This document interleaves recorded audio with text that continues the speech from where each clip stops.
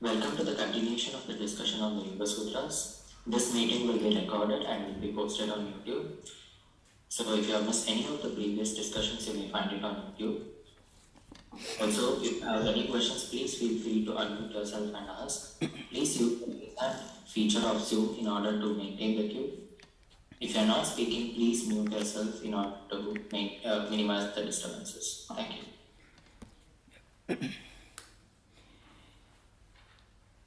This meeting is being recorded. Yogena chittasya padena vacham malam sarirasya cha vaidyakena yopakrutam pravaram muninam patanjalim pranjaliranatosmi stuve patanjalim vyasam shankaram cha munitrayam kartrasutrasya bhashyasya kramad vivaranasya cha. We were discussing that important subject which is very well known in the Vedantic tradition, that is Tasya Vachaka Pranava. Of course, there's one fundamental difference. In the yoga tradition, Patanjali defines Pranava or Onkara as the Vachaka, that word that indicates the object, that is Ishvara, is Pranava. But in Vedanta, Pranava is not the Vachaka of the absolute reality, because the absolute reality cannot be defined. It is beyond definition, it is beyond description, it is indescribable. And it is the highest spiritual truth which can only be experienced as at the center of our own being, as non-distinct from the essence of our own being. But of course, this yoga philosophy, like Sankhya philosophy, is a pluralistic system. It is a kind of dualism. It doesn't correspond to the teachings of Advaita. So that difference should be kept in mind. The 28th Sutra, Tajjabaha Tadarthabhavanam. So that Pranava, japa or proper recitation of this Pranava, it should be done with Arthabhavana. Means you should meditate on the meaning of this Pranava. So, in other words, when a spiritual seeker practices Onkara Japa, he should concentrate on the reality of God. That is an important point to remember. In fact, that is the fundamental difference between the Sankhya philosophy and Yoga philosophy. They are interrelated. They are, in fact, the Yoga system borrows a lot of its philosophical doctrines from the Sankhya system, but with this fundamental difference, the Yoga accepts Ishvara and the Sankhya doesn't accept Ishvara. Of course, the original Sankhya of Kapila. Now, this is an important subject. Tajjapaha tadarthabhavanam. How to practice japa? This is a very important thing. In all spiritual disciplines involving word symbols, there is one fundamental principle. When we do it in a more subtle manner, when we do it as an internal mental process, the effect, the spiritual benefit is much more. When we do it more externally, then the effect is less. Effect is not non-existent, but is comparatively less. To give a simple example before entering the subject. Suppose you have got some, let us say, in Hindu tradition, the Buddhist tradition, some prayers. It's there in Buddhist tradition, Sikh tradition, Jaina tradition, Hinduism, and also in the Christian tradition, Jesus prayer and so on. It's there. Now, if you utter this prayer, which actually is actually a kind of it a counterpart of this pranava. Pranava is so subtle, it goes beyond any word as such. It is the essence of the entire existence. So it is not a word, because when you utter a word, when you reduce something to a word, then you are excluding everything else except what you indicate by that word.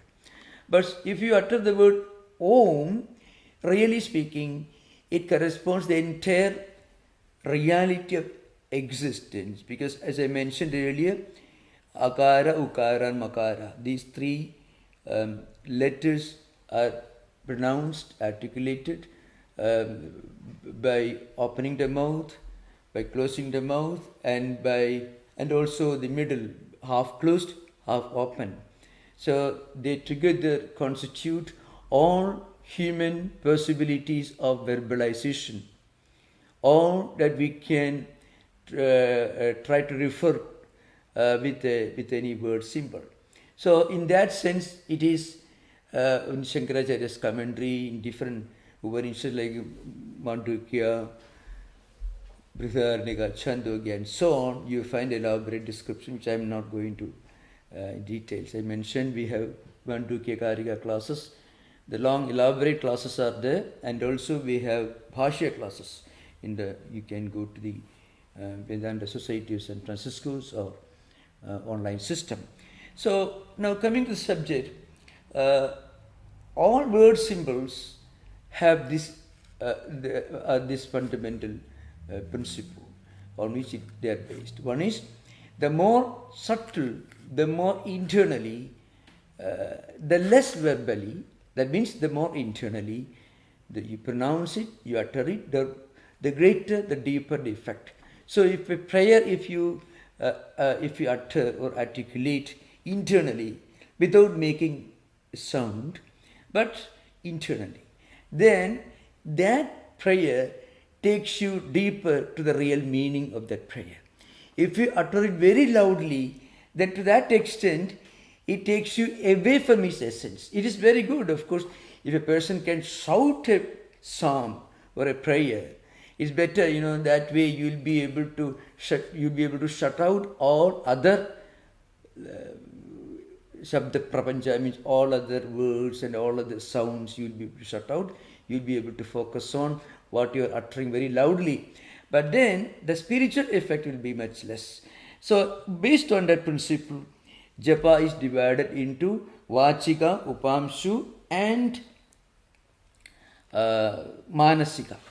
So that means it can be called verbal, it can be called, when lips are moving, but the sound is not audible, but you actually pronounce the japa, but without the sound coming out, your lips may move.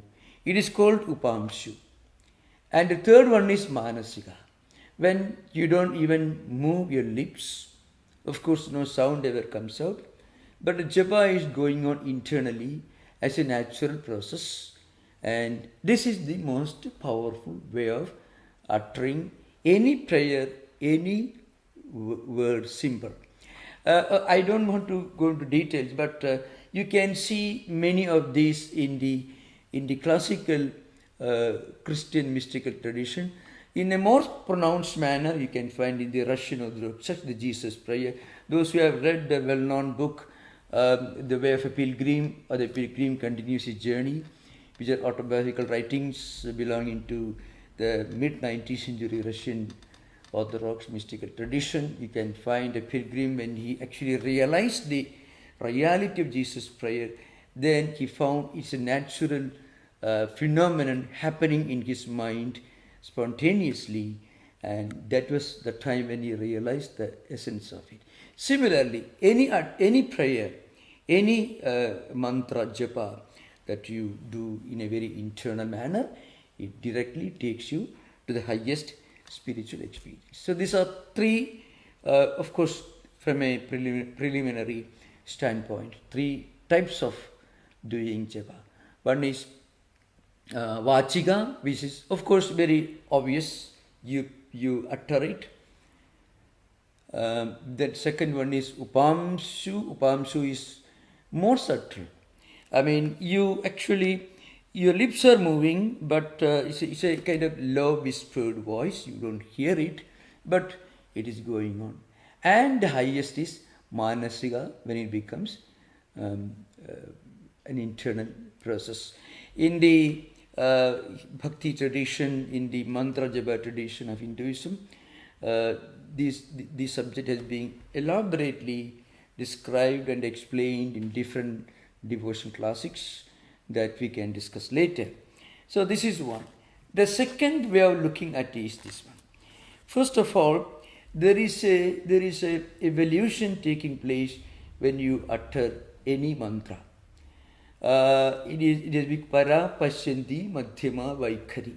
These are the 4 levels in a descending order.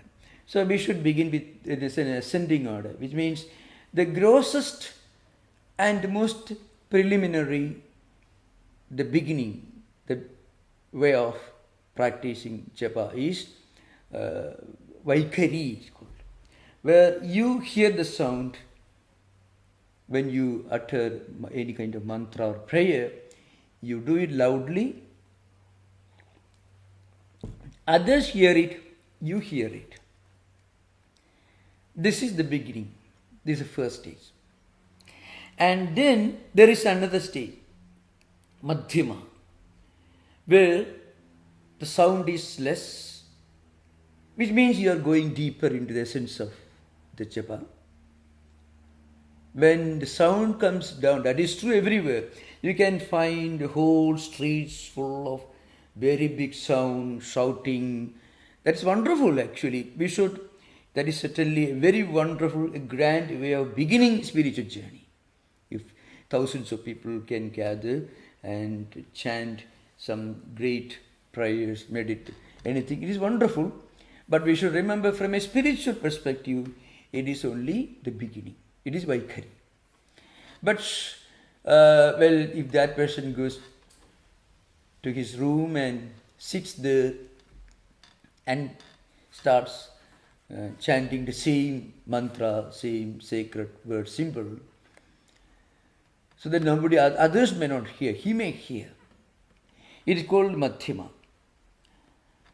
Then pashyanti is a higher level, where it becomes a natural, internal, mental process. And para means when he identifies himself, when he reaches the experience level of the essence of the mantra that is reciting, that is para. So this is a very graphic description of how we go deeper and deeper into our own mind, our own spiritual life. As we advance further and further in our spiritual journey, we reach a higher and higher level of mantra japa. So that's why tad japaka dartha bhavanam. So adhikara bheda, it's called adhikari bheda, means those who are already familiar with the spiritual discipline, those who are already spiritually disciplined, like yamas and niyamas, all disciplines are well established. Such persons will be able to practice, begin his spiritual practice, let us say, with pashyanti or madhyama, and quickly, without much delay, go to para level. Of course, quickly it means, or delay it means taking several life cycles. That is a Vedantic yoga perspective. One will always reach the goal, but it may take time according to the adhikari bheda, the level, the status of fitness, to what extent we have actually established ourselves in the 10 disciplines, that is yamas and niyamas. Ahimsa, satya, asteya, brahmacharya, aparigraha, shaucha, santosha, tapasvadhyaya, isam-nidhana. These 10 disciplines, if a person is fully established in 10 disciplines, then actually pratyahara will be very easy, then dharana, dhyana also will be very easy. So this is an important. Here, What Patanjali has attempted is to give us a simple discipline to go into yoga practice, making use of that technique that Patanjali describes, that is called Ishvara Pranidhana, total resignation. In fact, this Ishvara Pranidhana, we should not get away with the impression that it is something that is mentioned only in Patanjali system or Hindu yoga tradition. Not at all. Even the Christian tradition, in the theology, in the kenosis, we call Jesus submitted himself to the divine will. He didn't try, he didn't make his own attempt to save himself. The complete submission to the divine will. Surprisingly, Dostoevsky, the Grand Inquisitor, goes on having his questions on this Jesus figure, but the Jesus figure never speaks. So there are theologians who try to interpret that as an example of kenosis, means pratipatti or sharanagati. The whole idea has been developed into a great, grand, philosophical, spiritual, psychological system in the devotional classics of Hinduism, Narada Bhakti Sutras, Shandilya Bhakti Sutras, the Bhagavata Purana, and so on. So this is all about Tajyapaha Tad Arthabhavanam. This is the important principle we should remember. Those who have got doubts, you can ask later. Next sutra is this one. Tataha pratikchedanadhigamo api antaraya abhavascha. So antaraya, we are going to discuss that very, very important subject in the next sutra, the 30th sutra. One of the great revelations that Patanjali has made in the Yoga Sutras. The 9 obstacles and distractions that every person may have to face in spiritual life. So the problem is, in social life, in our professional life, when we have a problem, an obstacle, a distraction, a setback, we have a very obvious way to confront that problem. If you don't have a job, if you don't have money, if you don't have health, there is a very obvious solution, a way to confront the problem in the social, in the empirical life. There's no problem. Because there is a benefit that is very obvious to us. You work hard, get a job, you know what reward you are going to get. You get a job, you get money, you get status, and so on. But what's the benefit you are going to get by practicing yamas and niyamas? There is no real obvious reward here, really speaking. So there, the problems are many more, distractions are many more. In the social life, in the social setting, there is a compulsion for us to confront the problem and solve the problem. But in our own spiritual life, there is a problem, there is no compulsion. So you find many more problems. So these problems are together called Antharaya, means distractions or obstacles in spiritual life,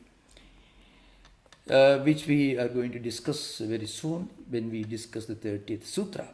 So in the 29th sutra, Patanjali says, Tataha, from this mantra japa, Omkara japa, practicing some kind of a prayer, means in a word symbol, and of course by meditating arthabhavana, by meditating on the meaning, the essence of that mantra, what happens? Pratyakchedana adhigamaha means our internal intelligence becomes clear, and all the dirt and filth and skepticism and negativity of the mind get completely removed, and we reach a stage where there are no distractions, no obstacles. It's called Anthraya Abhavaha, means absence of Anthraya. So that is related to the next sutra which we are going to discuss now. That is, so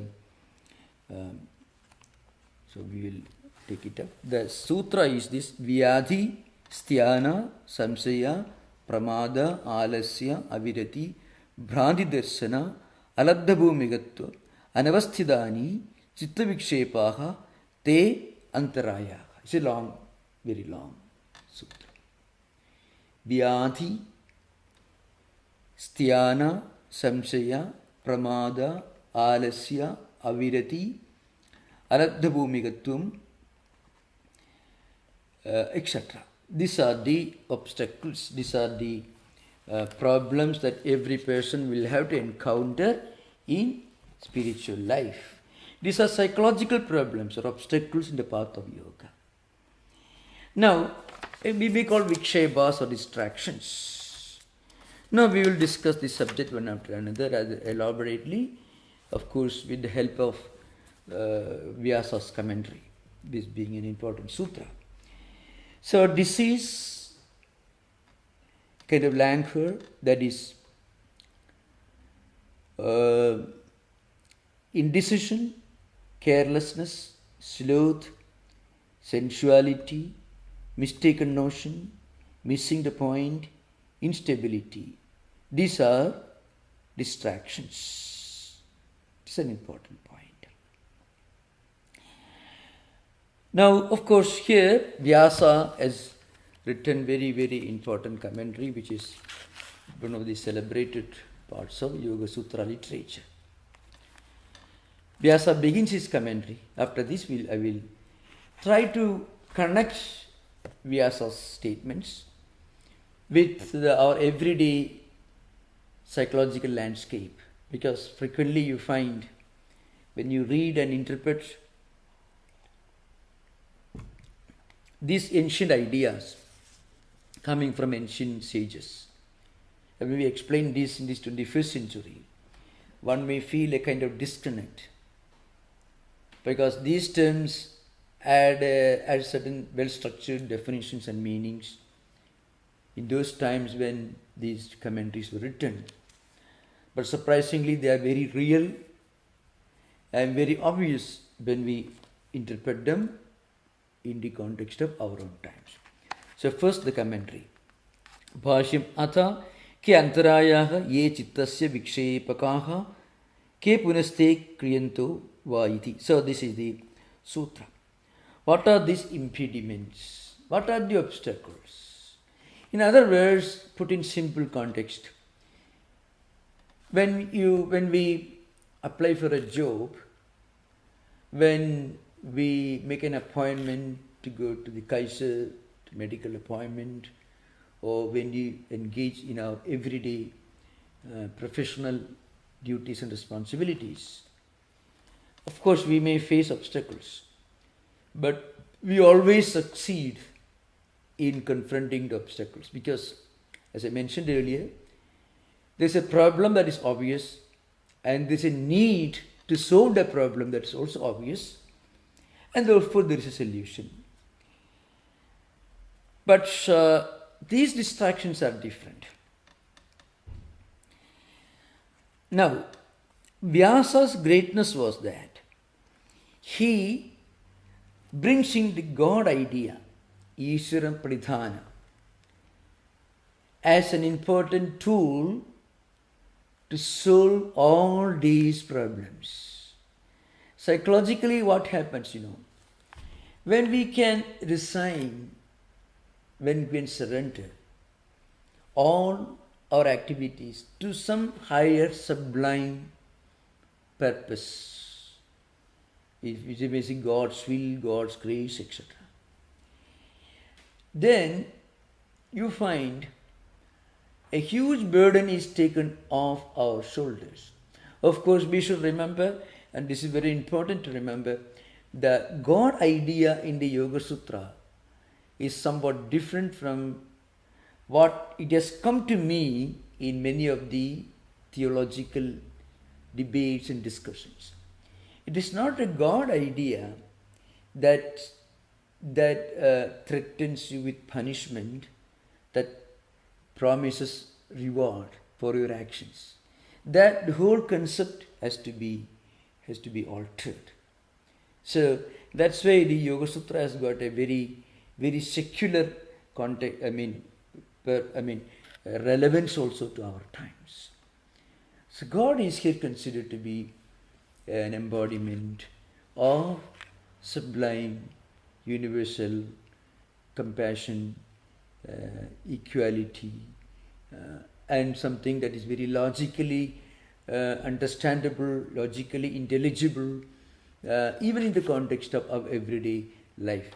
So Vyasa says, Not Anthraya chittasya vikshepaha sahayedi chittavrittibhir bhavanti. Now he says,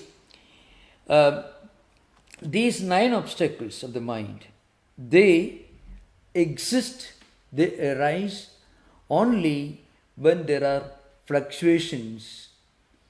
These different vrittis creating problems in our mind. So once we reduce these vrittis, then the fluctuations also will gradually decrease and disappear altogether. Vyadhi. First one is Vyadhi. Vyadhi is Dhatu Rasa Karana Vaishamyam. That is Vyasa's definition. Now, this is interpreted mostly by some commentators in the light of the Ayurvedic concept of health, mental and physical health. Sama dosha samagnischa samadhatu malakriyaha prasannatmendriya mana sustha ita vidhiyade. It's a definition in the Ayurvedic tradition. So when your metabolism, when your senses, when your mind, when they are all in a state of perfect balance, that is the state of perfect health. When they are in a state of imbalance, called Vaishamyam, Vyadhi, Dhadurasa, Karana Vaishamyam. There is an imbalance, disharmony, mutual conflict. See, mind doesn't agree. Well, it comes, physically you are healthy, but mind somehow doesn't cooperate. That's what we are going to discuss that state of that problem is discussed, is already included in these 9 distractions elaborately. Body is healthy, no problem. Mind is not willing. So one may sit in a room, an easy chair, may lay down. Mind somehow doesn't feel very enthusiastic. Another context. You are very enthusiastic, want to do a lot, but mind doesn't cooperate. Very aged persons, 90 years, 95 years, want to do great things, mind. But body doesn't cooperate. So these are real problems that we find. Now, when it comes to a physical activity in the empirical social context, it may somehow resolve the problem. But when this laziness, the non-cooperation of the mind becomes a problem, well, I don't want to meditate, but I can rather sit and read some comic books or watch some thriller or something. That is fine. So mind, so alasyam, aviradhi, etc., all these are mentioned here. Heaviness of mind, all these you find mentioned here. So in a way, the mental attitude or disregard or indifference is only with regard to spiritual practices. Otherwise, mind is okay. So, that's that. The mind also should be in perfect harmony. Sthana, akarmanyada, chittasya. Just as I mentioned, chittasya akarmanyada means, karmanyada means enthusiasm. I shall do it, etc. Ready to act. The opposite, akarmanyada, means body is healthy, it can do a lot of things. Somehow mind doesn't show much enthusiasm. That's an error. You can find this. For any activity, mind will be ready. But sitting somewhere, meditating, or contemplating, or even reading a very wonderful book, or even to listen to lectures like this, which actually discuss all about going to a higher level of our own evolution, actually. Mind may not find this sort of lectures very entertaining. For many people, certainly there is no entertainment here, actually. There is absolutely no thrill, nothing that will tilt our senses, nothing eye-catching. So in order to be interested in reading a good book, in watching a great movie, that actually may be helpful in our spiritual life, in listening to some prayers or reading a prayer, we find mind suddenly, no, I would rather read something, a comic novel right now. Tomorrow onwards I wish to. And some commentators mention, surprisingly, very close on the heels of modern psychology, procrastination, a tendency to postpone indefinitely. Whenever we want to do certain things which will be for the betterment of our own spiritual life, immediately a tendency to procrastinate, to postpone, mind playing tricks. So that is why akarmanyata chittasya, that Vyasa says. That is sthyanam. Samshaya, ubhaya kodis prik vijnana means, well, an attitude. Syadva, syadnava means, oh, it may be so, it may not be so. All right, maybe not. Somebody, well, I may or I may not meditate. Now, such persons will never be able to really meditate, really speaking. Of course, this applies to all spheres of life, but in other spheres, in social obligations or professional obligations, one day we may have to come to settlement. We have to do, otherwise you may not be able to pay your electricity bill, or you may not be able to pay your rent. But in spiritual life, maybe, may not be. I may meditate or I may not meditate. It's called ubhayagodis prakvijnanam. That is samsaya. Skepticism could be one manifestation of this tendency. Self-doubt can be a manifestation. Tendency to question everything, not because we want to clarify a point, but because we are not willing to do that. So we question. That's an important thing. So remember, there are two types of questioning tendencies. We want to clarify this point so that I can solve this problem. This is one. Another one is we want to question because we don't want to accept this. Not that we do not accept, but we do not want to accept this. Mind actually plays a trick. In our internal mind, the line of demarcation is not very clear. But actually, we may be showing our unwillingness to accept, not because we do not accept, but because we do not want to accept something that we know to be true, but we may not be willing to accept. So that is samsaya, ubhayakodi, maybe or may not be attitude. Syadi devamedam naivam syadidi. So syad evam naivam evam na syad. Either it may be so, it may not be so. That's Vyasa's commentary. Aviratihi chittasya vishaya samprayogatma gaddha means avirati. A kind of maybe not thinking of the process for concentration, maybe disinclination arising out of heaviness of the body and mind, not abstention arises out of a thirst for or addiction to worldly objects, etc. Vishaya samprayogatma, because mind is addicted to worldly objects or non-abstention. I'm not being able to practice abstention. I mean to keep away from worldly objects. That is avirati. Pranti Darshanam, Vivarya Jnanam. It is a wrong conception.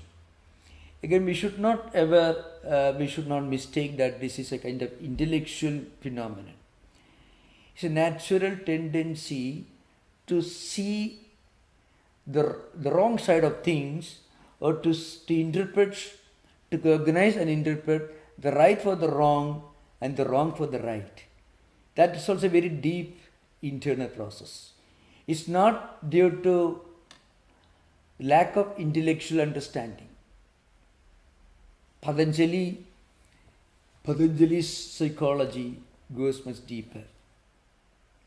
So he is not talking about our lack of intellect, our ability, or lack of ability or inability to understand things. No. Rather, it goes deeper. We understand things, but our mind shows a tendency to interpret the wrong way. We may not show that problem in the context of our everyday professional or social context. We may show that problem when our mind shows an unwillingness to actually do something which we are not used to, meditation. So you can see, if somebody decides tomorrow onwards I shall meditate, or I shall start reading some good books, or this can, of course, can have deeper implications, even in the context of addiction, smoking, drug addiction. I'm not also smoking drugs and alcoholism and drug addiction, some of the problems of obsession with internet, computer games. Many of these, some of them take diabolical manifestations in modern times, especially with students and people, really speaking. They take diabolical forms in modern times, suicidal forms, so to speak. Extreme obsession with certain practices which actually give us some temporary, momentary pleasure, or just engagement. It could be in the form of computer games, and there are many, of course, different forms of different manifestations, some of them very, very, very, very dangerous. All these are different manifestations of the games that mind plays with itself. We play with our own mind. This happens. Now, Patanjali may not have anticipated what we are witnessing this 21st century, but the great truth is that what is said, or what Vyasa, of course, this comes from Vyasa. Vyasa wrote as a great implication to our own times. Our own mind taking us along the wrong and frequently the suicidal road, the suicidal path leading to self-destruction, mentally, physically, even. So these are different games with mind that mind plays with itself. We do not know why Vyasa wrote this commentary. Vyasa comes in the first in the line of great commentators. Most probably, of course, in some of the commentaries, Vyasa says that once we get an awareness of these, then we can avoid the problems. And in all these contexts, surprisingly, he gives so much of importance to Ishvara Pranidhana. Submitting to divine will. So it is essentially a very theistic approach you find. Some kind of a higher ideal in life. Even for people who are intellectually not willing to accept a created God idea, still even they can very easily submit to a higher purpose, to a higher ideal. Of course, the best thing is for those who believe in God to practice some degree of Ishvara Pranidhana.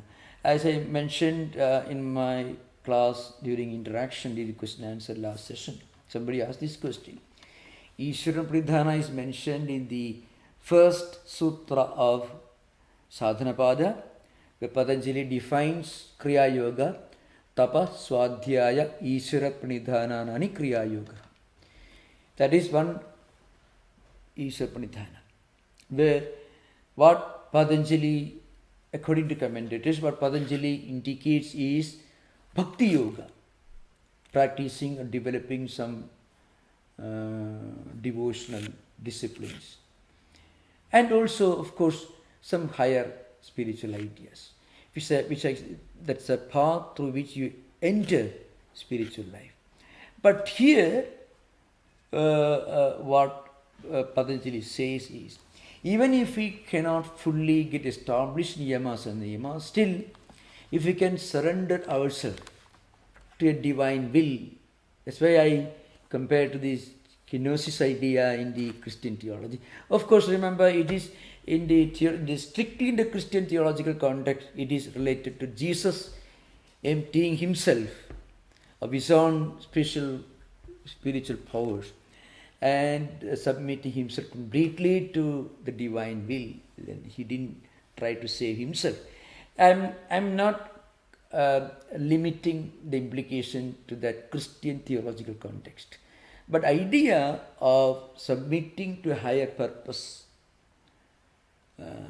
emptying ourselves and connecting ourselves to a higher purpose, that will help us to get rid of many of these psychological distractions. Then alasyam kayasya chittasya cha gurutvad apravrittihi. So, laziness kayasya chittasya cha. The literal meaning is you feel heavy. Physically and mentally you feel heavy. So it is actually a feeling of laziness. Again, the deep-rooted cause could be linked to either samsaya or sthana, karmanyada, indifference to actually practice, and also this kind of skeptical attitude which may make the body and mind feel heavy. Of course, this can also mean some kind of a physical problem, maybe that's related to vada, pitta, kapha, etc. Of course, commentators sometimes link this to the Ayurvedic concept of when the body is very heavy, when you don't feel much enthusiasm, the bodily condition influences the mind also. So mind also becomes indifferent. So that is also one possibility is there. But it is also possible for one to feel lazy or indifferent when our mind is not actually able to practice it. So this is one. Aviradi chittasya vishaya samprayogatma gadha I mentioned. Pranti darshanam viparya jnanam, that we mentioned already. Aladda bhumigattum samadhi bhumehi alapha. That is non-attainment of any yogi stage means you feel that you are not fully firmly established in any of the yoga stages. That actually is also a mental phenomenon. We feel we are not making enough progress. There are two levels where this could happen. As a distraction, as an antharaya, it could happen.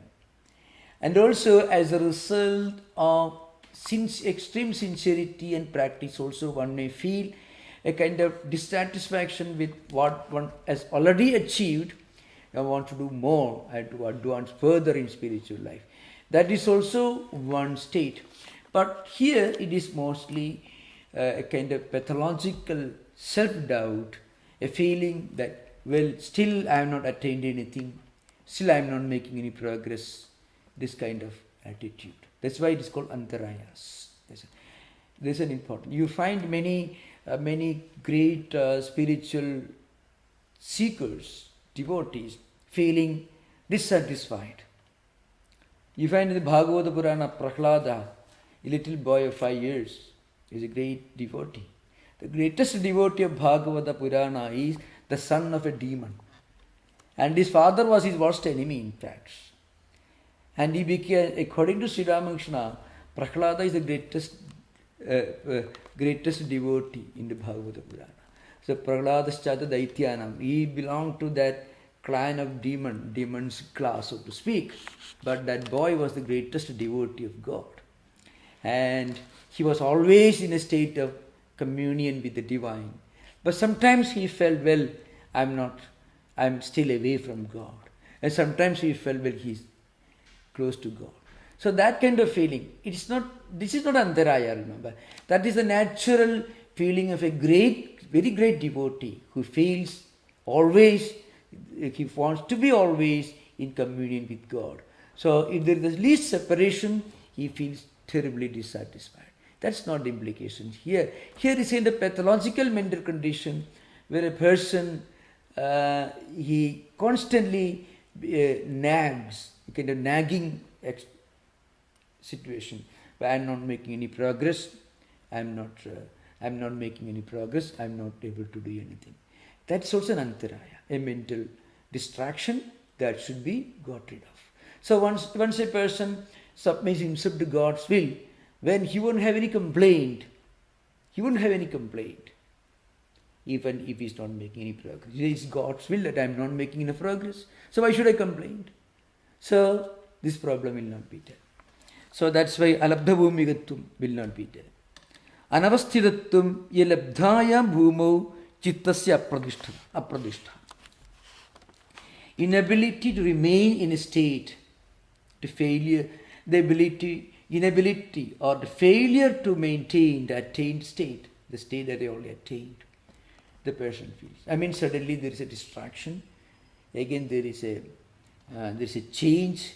The person feels that he is not able to remain in that state. Samadhi Pradhan hi tadavasthidam syat ityede chitta vikshepaha nava yogamala. So of course, taking the clue from Patanjali, Vyasa says, ede nava chittamala. These are the 9 types of mental filth or dirt. That's the meaning. Means things to be removed. What is dirt? Dirt is something to be removed by cleaning. Like chittamala is something that should be removed from mind, from chitta. Now, these are some of the great writings in the Vyasa Bhashya, where Vyasa gives a very scientific and very profound analysis of how sometimes our mind plays tricks. We cannot really analyze every single of distraction and try to solve. What we must do, we should not think about any of the distractions. We need not worry about, I will not move to the east, I will not move to the east. We should straight away start moving to the west. The only way to solve the problem is to move in the right direction. We need not worry about the problem of by mistake moving the opposite direction. We should move in the right direction, the proper direction. That is Ishvara Pranidhana, as mentioned here. So, of course, there are different views here, for example, Vyadhi, according to Bhoja. Bhoja was a great writer. He was a king. He wrote Rajamartanda, where he writes, Dhaudu Vaishamyam. That's what he says. Second is taken from Ayurveda, etc. Now, these are 9 distractions, more or less psychological, internal distractions that we discussed till now. Now, these 9 distractions can manifest in 4 different ways. That is mentioned in the 31st sutra that we'll discuss now. That is dukkha daumanasya angame jayatva swasa praswasaha vikshepa sahabhuvaha. Means they come along with vikshepas. those whose mind is vikshipta. Vikshipta means moving in one way and then moving another way. We should remember this. In this context, we should know that at the beginning of the class, we discussed these 5 levels of mental functions. Depending upon the way in which mental vrittis actually function in our system, there are 5 levels. That is kshipta, mudha, vikshipta, ekagra and niruddha. 5 states of human mind based on the functions of vrittis. I shall try to explain this again to bring it to the context. Kshipta and mudha are actually abnormal states. Restlessness, extreme restlessness or extreme inactivity. Both can be. Maybe you may call it it's more or less bipolar, or it could be either depression, it could be one, melancholia, total inactivity, or maybe hyperactivity. These are 2 abnormal states. The third state corresponds to the normal human mind, that is vikshipta. Vikshipta means number of vrittis are there in the mind. Good vrittis, bad vrittis. Good tendencies, bad tendencies. Very wonderful tendencies, very wonderful characteristics, memories, impressions, and also some very undesirable, unhelpful memories and tendencies. So when we go to a temple or a church or a place of worship, we may feel utter peace and tranquility. When we discuss some of these great ideas, we may feel great enthusiasm, spiritual enthusiasm. But after some time, it is gone. Again it may come back, but again it can go. It can disappear. This fluctuation. That is for the common man, any person for that matter. For such a person, Patanjali says, there can be 4 types of the external manifestations of the 9 distractions that we already discussed. That's subject of discussion in the 31st Sutra. That is pain, despair, shakiness and a kind of extreme inspiration and expiration. I mean, again it's a kind of anxiety, hyperactivity and so on. This is what happens. If you have got doubt, we may feel internal pain. If we got so much of anxiety due to samsaya, due to vyadhi, due to sthana that you mentioned, one may feel this, the breathing system can be in a state of imbalance. Again, shakiness, all these can be different manifestations of the 9 obstacles we discussed. Anyway, we will discuss that in the coming class. Now we can have interactions. Please remember, we should always know that Patanjali is trying to explain problems that we normally encounter when we try to seek a higher ideal in our life. That is the context. But going beyond that, it has got a universal application, because many people can understand their own mind and soul. Many of the problems, once they come to know how our mind can play games with ourselves, that's the real benefit. We can have interaction. Most welcome. Thank you. Pranam Maharaj, Yeah. I have a question. So, the person who is going to realize God, Yeah. he has to have a very strong mind. Yeah. So he says that I will realize God and I will conquer all my laziness, and I will concentrate for long hours. Yes, correct. Yeah. So, and he will do that. So, he is taking all the onus on himself, on his mind. But at the same time, Patanjali is saying Ishvara Pranidhana. That means you cannot now rely on yourself to get God, but you have to say, you have to give up and say that everything is God's will, and the realization is dependent on His will, not my will. So that is too contradictory, very contradictory. How do you explain that? No, it's not really not a contradiction. Here Patanjali is actually giving a solution to spiritual seekers who are not able even to take that decision, I shall realize God. That doesn't come to everyone. A strong person, a highly evolved person, if he takes such a decision, he must have already gone beyond all these anthrayas, obstacles.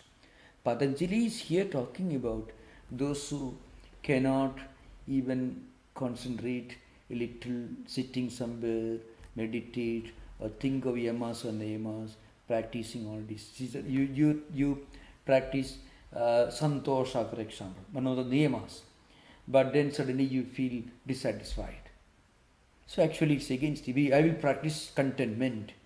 Next minute we may feel discontentment. It could happen. So how to do that? So people may suddenly feel, oh, may have happened, may not happen. Maybe mind also becomes lazy, because when you face obstacles in spiritual life, actually many people may have a tendency to run away from spiritual ideal at all, from spiritual life.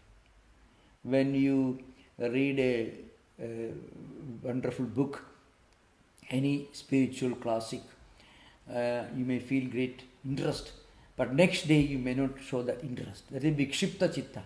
That's why these antharayas, these obstacles happen to a person who is a vikshipta chittasya, means a person whose chitta, whose mind is fluctuating, not very settled. You mentioned a strong devotee, well, I shall realize God, like Buddha, who left his palace, right, everything, right. Buddha doesn't need to read Patanjali Yoga Sutras. Patanjali didn't write for Buddha, actually. Just remember. A Buddha doesn't need that. So you have to remember this very well. Those who have got such a strong mind, in fact, for them none of the antharayas will apply. Patanjali is coming down to a common spiritual seeker who may be interested now in something great, and maybe tomorrow, oh, let me, syadva, oh, maybe or may not be, I won't bother. Again, next day again he may show interest. So instability, samsaya, for example. Or maybe he may become inactive. Oh, he may become lazy. And I tell you, it's a fact, if you read, and that's why it's important to read other Narada Bhakti Sutras, in Chandali Bhakti Sutras, or because this is in Sanskrit, translations are available, or those who are interested can read again this the well-known book, Saint Teresa Avila's autobiographical writings. She talks about suddenly her mind becoming distrust. Suddenly she feels that she is losing her faith, and again she gets activated. You can find this. You find in the autobiographical writings of many spiritual seekers. You find, or if you just read what all letters Swami Turiyananda ji had to answer. Swami Turiyananda, who came to Shanti Asana. These letters you can find. People used to write to him. Now sometimes I feel depressed. What should I do? And so on. So actually, it's a real fact. So whatever this Nava Antharaya, the 9 distractions that the Patanjali has listed out here, all these 9 distractions you will find sometimes haunt people. They torment spiritual seekers. Actually, so very often Turiyananda writes, you feel these distractions because That shows your sincerity. You recognize a problem to be a problem.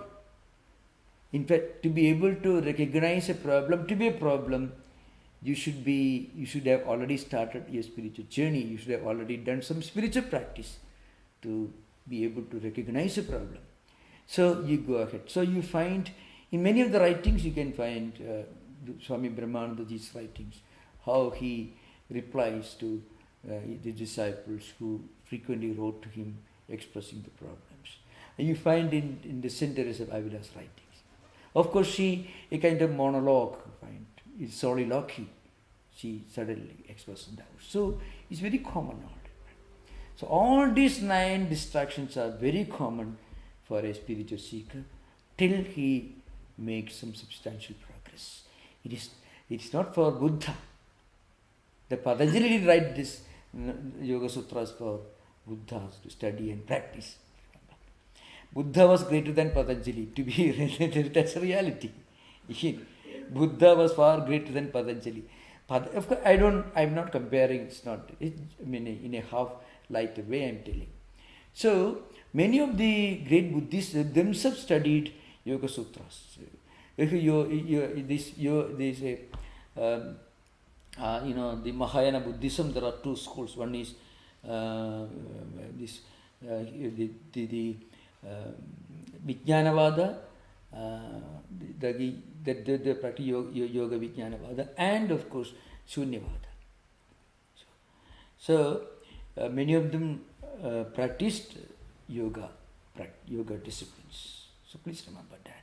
It is meant for Vikshipta Chitta, those whose minds are fluctuating. For them, these Anthrayas are natural. That's the idea behind. At Buddha's time, Patanjali Yoga Sutra was available. Not Buddha, but many Buddhists from 2nd century to about 5th century, 6th century, many of them, the Vijnanavadins especially, many of them gave a lot of importance to the practice of yoga disciplines. We do not know. Most probably Patanjali was before Buddha, of course. And remember, surprisingly, if you look at Buddha's posture, actually he is sitting on Padmasana. Yeah. And he is also doing his mudras. So Buddha's picture, if you see, or even the Vardhamana Mahavira, who was a senior contemporary of Buddha, the founder of Jaina religion, 30 years before Buddha. They were more or less contemporaries. We don't know whether they met each other. Both were princes. So his posture also, if you look at Vardhamana Mahavira, Jaina teacher, all yoga postures only. Buddha is sitting in Padmasana actually. He is sitting in Padmasana. So most probably Patanjali lived long before Buddha. We do not know. Yeah. Thank you. Thank you. All right. Namaskar. Ishvara is Kalena Avacheda. Yeah. Beyond the time, when Purusha attains Kaivalyam, I assume the Purusha is also beyond the time. Yeah. What is the difference between the attainer of Kaivalya and Ishvara? Yeah. Purusha and Prakriti are 2 eternal fundamental categories in yoga philosophy. Of course, in Sankhya philosophy also. Purusha is effulgence, Chetana, Chaitanya, and Prakriti is Jada. The Ishvara here, according to Patanjali's system, Ishvara is the great ancestor teacher, those who have already gone beyond all this and who has reached the highest state of Kaivalya. And so he has reached that state of Purveshamapi Guru in that sense. So remember, Purusha and Ishvara are 2 different entities. Yoga system accepts 3 categories actually, and unlike Sankhya system. Purusha, Prakriti and Ishvara. Ishvara is an additional category the yoga system alone accepts, not in Sankhya system. So Ishvara, according to Patanjali system, is the great teacher. He who had already practiced all this, who have gone beyond all ignorance, beyond all vrittis, all vasanas, who have reached the highest spiritual realization. So he is called Guru. So in the commentators will tell you, he is the first Guru or the greatest ancestor Guru from whom these practices evolved. That's how yoga practitioners are supposed to look at it. Whether it's a personal or impersonal, Patanjali system doesn't make very clear. Patanjali is not very clear about that. He should be understood as supreme guru, supreme teacher. And once we surrender ourselves, resign ourselves to that Ishvara, then our own deficiencies in the practice of yamas and niyamas will be corrected. These deficiencies can be removed, and we will be able to make progress. Especially the most direct benefit of this Ishvara Pranidhana is removal of Anthrayas and Chitta Vikshepas, which are mentioned in the 30th Sutra and 31st Sutra. Pranam Maharaj, this is Asia from Canada, Calgary. I just am wondering about the difference, the distinction between the Ayurvedic concept of illness or wellness, because you talked about the Vyadhi definition, and the Yoga Sutras, but you said that there is a difference. So where would the difference be that Ayurveda, if it says that it depends on the Vata, Pitta nature of a person, how would Yoga define it? Now yoga, the Patanjali's yoga system doesn't clearly elaborate the condition of perfect physical health, but it elaborates the condition of perfect mental health. In that context, Patanjali uses the Chitta Prasada. So a mind that is established in its own harmony, its own internal harmony and peace and tranquility, is actually at peace with itself. And Vata, Pitta and Kapha are related to body and indirectly related to mind also, of course. It affects. But Patanjali system doesn't deal with that. That's what I mentioned. I didn't imply there is a fundamental difference or not. Of course, what I quoted was from Susuddha Sutta. So he is an Ayurvedic scientist, so to speak. That's the idea behind. Patanjali doesn't directly deal with the science of physical health. No. Of course, his practices may be helpful for physical health, but it doesn't deal with the subject as, the way an Ayurvedic teacher like Charaka, Susuddha and others deal with. That's the idea behind. Thank you. Yeah. Swamiji Pranam. Yeah, namaskar. I had a question. So when we talk about Raja Yoga, is Raja Yoga essentially following the steps of Patanjali? Doing the Ashtanga Yoga? Now Raja Yoga is, historically, the first time Raja Yoga is mentioned or implied is Gita, in the second chapter. Imam vivasade yogam proktavanaham avayam vivaswan manave praha manukshakavya bravi evam parampara praptam imam rajasya viduhu sakalena yogo mahada yogo nashta parandava. So mahada kalena yogaha nashtaha. In course of time this yoga was lost. What kind of yoga? It was something that was practiced by Rajashi, the kings. So that's the first implication. Now,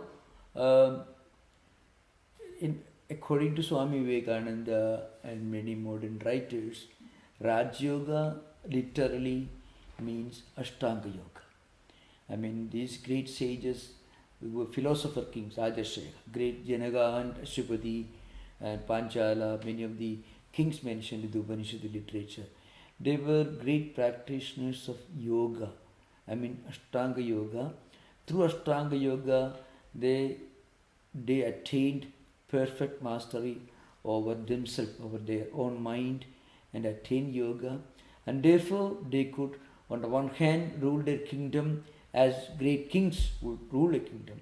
And at the same time, they had the wisdom of a sage, a rishi. That's the idea behind. Both rishi and Raja. Rajanasya Rishesya Rajasya. Rajashis are those who are kings and also rishis rolled into one. So they had the wisdom of a sage and the kingly dynamism, efficiency of a ruler or king. Philosopher king idea, Plato's philosopher king idea. So Raj Yoga normally can be taken to be this Ashtanga Yoga. But at the same time, in its more elaborate interpretations, there are people who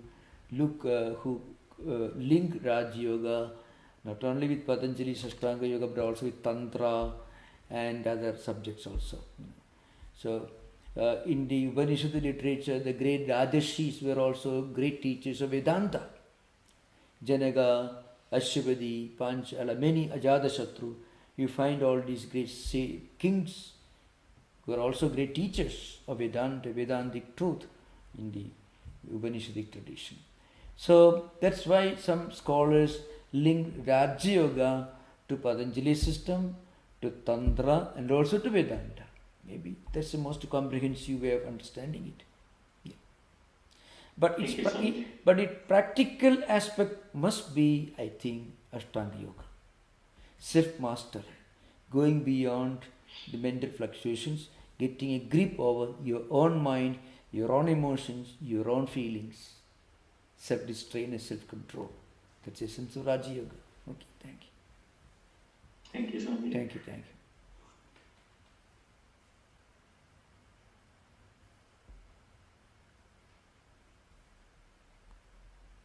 So, most welcome, and I shall conclude.